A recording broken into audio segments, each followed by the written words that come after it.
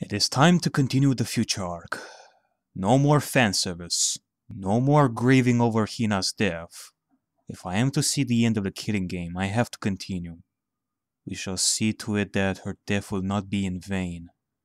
Find out who the attacker is, and put a stop to all this. So, first off, we shall check the body first. We do have to take into account a couple of possibilities. Either somebody managed to break through the door and kill her, or it can be anyone from here in this room, which kinda makes things way too easy. So no matter what, the door has to be open now and...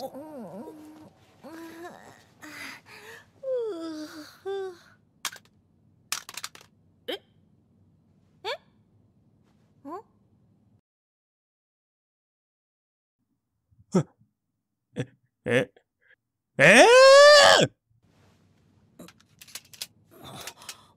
おもちゃのナイフ。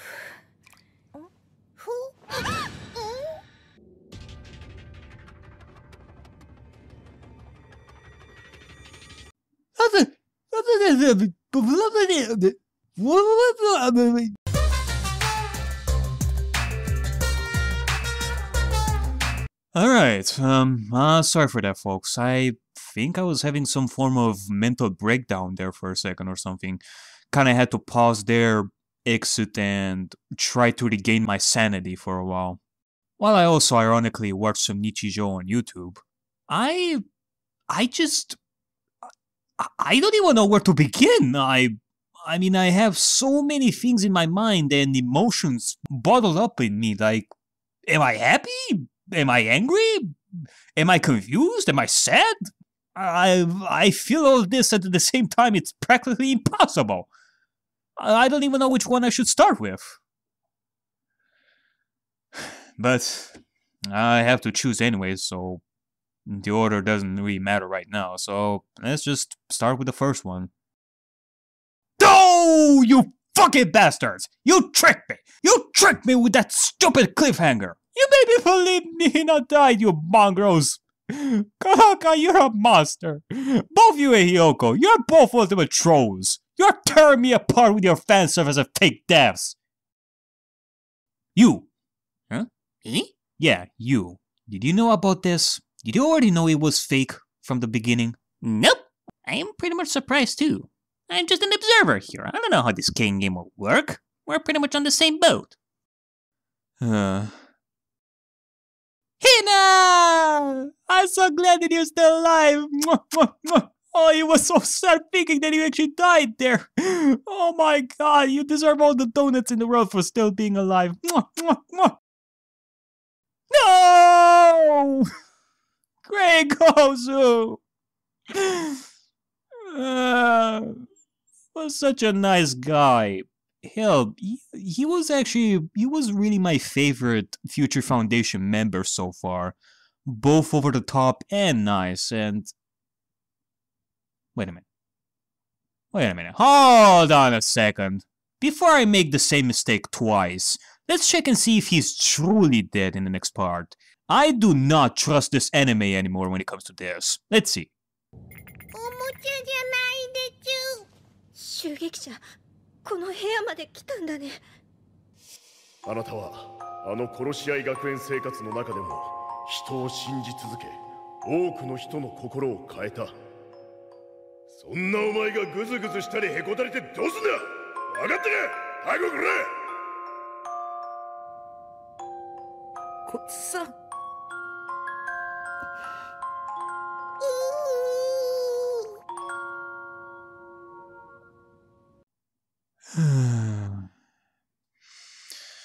It is official then. In that case, rest in peace, Great Gozu. You protected the survivors till now. You believed in them. You were so nice. But don't worry. The attacker will be revealed, and your death will not be in vain. Alright, so one thing that I would like to see is the door. Hina did say that the attacker made it to this room, which can mean that he or she managed to break the door and enter. This does show to be an interesting case. Why was Hina's death faked? I mean, what purpose does that serve? I mean, if it's just the attacker who is waking up, then only the attacker is able to realize this fake death. I mean, we can think of some possibilities though. Number one, somebody else besides the attacker was able to wake up from the sleeping agent and do this fake death. For what reason? Well, maybe to confuse the attacker? Number two, if it's the attacker that faked Hina's death, then that would mean that whoever this person is wants to show something, and it has to do with Makoto. The attacker knows that if Hina is dead, that would bring Makoto suffering. So whoever it is trying to scare Makoto, to try and make him slowly fall to despair. Also, whoever the attacker is, likes to kill them and show their deaths in very unusual ways. If the killer wants them dead, they could just kill them on the ground and that's it, but instead the victims have been suspended on a chandelier and with cables. The attacker is probably trying to say something with this. Why go through all that trouble of also suspending them when they also have a time limit till everybody wakes up? Either the killer is trying to mock us with his or her abilities of murdering people, or it can be a hint that will lead us to the killer, either intentional or not. It's not just about the killer wanting to win this final killing game, but also bring despair and possibly something else. I mean, it's just like Kyoko said later in the episode, the more people die, the closer we'll find out who the attacker is. Yeah. 今はいい. I do have to wonder if Izayoi's bracelet is telling him to not eat. Maybe that's his forbidden action. 幸い生き延びたようだな。一安心だ。心配してそうな顔には見えないけど。Oh, it seems that Kyoko is working her magic once again. It can be that something is fishy about Tengan. Alright, with powerful determination, the survivors will try to prevent any more victims from happening. And this time, we will use the building's intercom system that was deleted by Monokuma earlier, and that way they will be able to talk to everyone. In the next scene, we do learn Miyaya and Hina's forbidden action. Miyaya apparently is not able to turn right with her chair, a reason why she has to do a full circle using only her left movement. And Hina's forbidden action, which is to not be hit with a punch or a kick. Huh. Okay, I guess I was sort of right on one of the possibilities that I was thinking before. I mean, if she were to continue in her conflict with Juzo, she would have been hit right there and die. Either way, it is a nice scene, seeing them together and sharing their weaknesses and all, trusting each other. It's nice. I do want to believe that Miyaya is a good person too, that she wouldn't be the attacker. But at the same time, we cannot lower our guard. We still don't know much about her. Then again, if she is the traitor, she should already know everyone's forbidden actions, so it's not like she gained any new information here. If she was the bad guy. If she isn't, well, it would be nice if she isn't. However, good things don't last long since apparently there's somebody hiding in the shadows. Asahina decides to be the decoy and lure whoever is hiding so that they won't be attacked. でも。よし。朝比奈さん。おしまいくです。大丈夫です。ソウルメイトですから。You're just gonna leave Makoto alone? Just like that? I mean, he can't even run. He cannot even run. He's gonna be fine.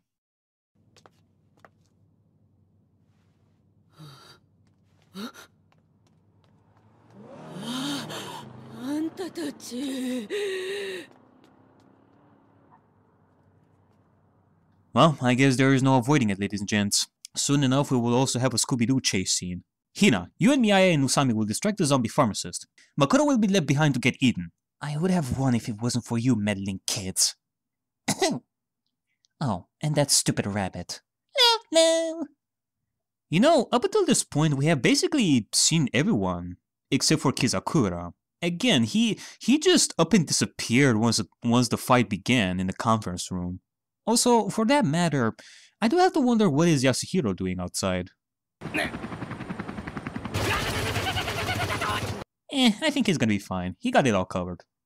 It is time for Kyoko to activate her true detective mode once again. She asks Mitarai to show his bracelet, though both of them cannot do that, showcasing how people cannot trust each other, and that may be another reason why they have these forbidden actions to begin with, for them to realize they can't trust each other. Though I can't say that that would be the only reason. Next we have Makoto talking over the intercom, and actually tells everyone what is the deal with the remnants of despair, and how the neural program was used to restore them back to normal. And in the end, tells everyone his forbidden action, showing that he is not the attacker, since if he were the attacker, he wouldn't do such a thing. Though, that doesn't necessarily mean that he's gonna be left off the hook. Seiko ends up meeting Ruruka and Izayori, and I don't know, this is something that I'd noticed before, but she is acting weird in this episode for some reason. She seems very anxious, and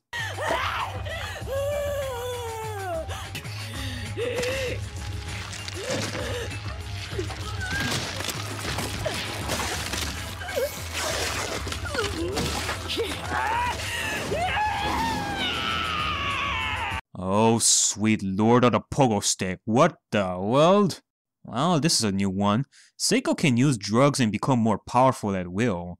Meanwhile, we finally get to see Kazakura after such a long time, looking at the chaos that unfolds. Here comes the king of all assholes, Juzo! Now attacking Kyoko out of all people. You have made a big mistake, sir. Another move like that and she will send you to the next dimension as punishment. That's how powerful she is. And finally, Kyosuke arrives at the intercom room and discusses with Makoto about what true despair and hope are. However, their mentalities still don't mesh together quite well, as Kyosuke believes that Makoto's words are hollow, and he hasn't faced true despair yet. お前の薄っぺらい希望では俺を止めることはできん。前に誠。残念だったな。これが学級裁判でなくて。Don't mention it.